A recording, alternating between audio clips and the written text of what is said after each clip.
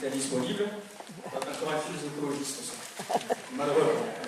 Madame la ministre d'État, monsieur le député européen, mesdames et messieurs les élus, mes amis du MIL qui ont organisé ce soir, chers amis, si je suis ce soir à vos côtés, c'est par la volonté de Michel Alliot-Marie, parce que vice-président du mouvement Chasse, Pêche, Nature et Tradition, je serais tenté de dire et de continuer par gastronomie, agriculture, viticulture, forêt, montagne et chasse, et l'endroit, entre côtes, Palombe, corridor, Tolan, en fait, toute la carte postale et culturelle de ce grand sud-ouest.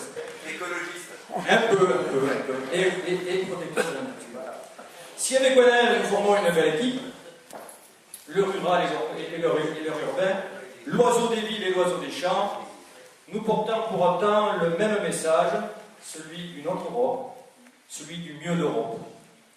Une Europe qui se consacre à l'essentiel, la sécurité, la santé, l'emploi, l'économie, avec une politique européenne qui mobilise les moyens et ses énergies pour apporter aux citoyens européens des réponses concrètes à leurs besoins au quotidien. Une Europe moins normative, moins technocratique, dont les directives contraignantes propagent depuis trop longtemps le désamour de l'Europe. Je citerai quelques exemples, celui, par exemple, pour nous chasseurs des oies cendrées, que les chasseurs de France ne peuvent chasser. Lorsqu'elles repartent de l'Espagne, elles ont passé l'hiver, elles passent sur la France, et nous ne pouvons pas les chasser pour quelques directives européennes, alors qu'elles sont trop nombreuses en Europe, que l'Europe finance des millions d'euros de dégâts agricoles en Hollande, en Allemagne, en Belgique, et qu'elles seront gazées et détruites lorsqu'elles rentreront dans leur pays d'origine. Autre exemple d'une Europe trop normative, aux transpositions ubuesques qui démotivent nos petites entreprises rurales, l'exemple des petits vendeurs sur les marchés de France, source d'activité, de vie et de plaisir, non seulement pour les petits et les jeunes enfants et les parents, parcourant ces marchés animés, pour cause de nouvelles normes, de taille de cage pour les oiseaux qui ne sont plus adaptés, ils se voient contraints de mettre la clé sous la porte, car plus suffisamment porteurs et marcheurs. Enfin, autre exemple, ou récemment dans le cadre d'une directive européenne sur la santé animale, M. José Bové, pas le même Bové, José Bové, et les Verts allemands ont déposé un amendement qui consistait à vouloir interdire l'usage des appelants de palombe, de canards, d'alouettes, de corvidés, soutenu par M. Mélenchon et 162 autres parlementaires. Heureusement, le groupe PPE, la droite européenne, avec l'aide de Michel Alliot-Marie, s'est mobilisé pour rejeter cet amendement dogmatique. Dernier exemple, avec la distorsion de traitement entre nos agriculteurs européens. Ceux des États membres voisins qui, pour des raisons de santé publique, se voient, comme nous, interdire des produits et qui les utilisent. Il suffit de passer la frontière espagnole pour récupérer quelques produits encore en vente libre, alors que nos agriculteurs ne peuvent pas les utiliser.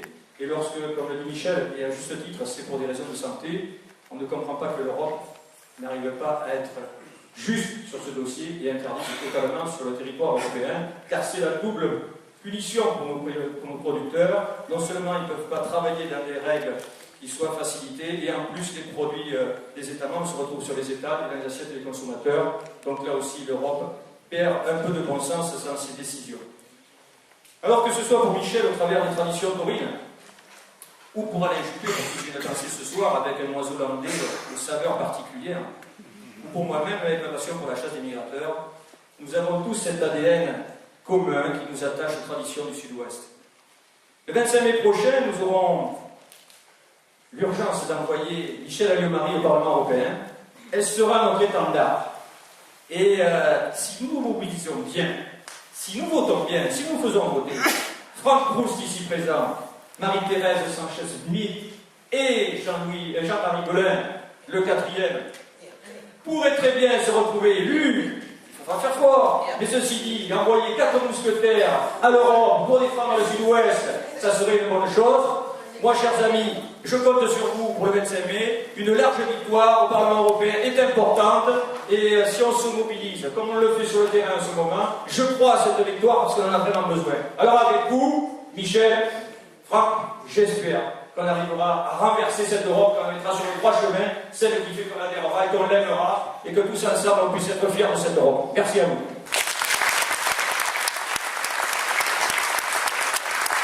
Semblant d'élever, entendez-vous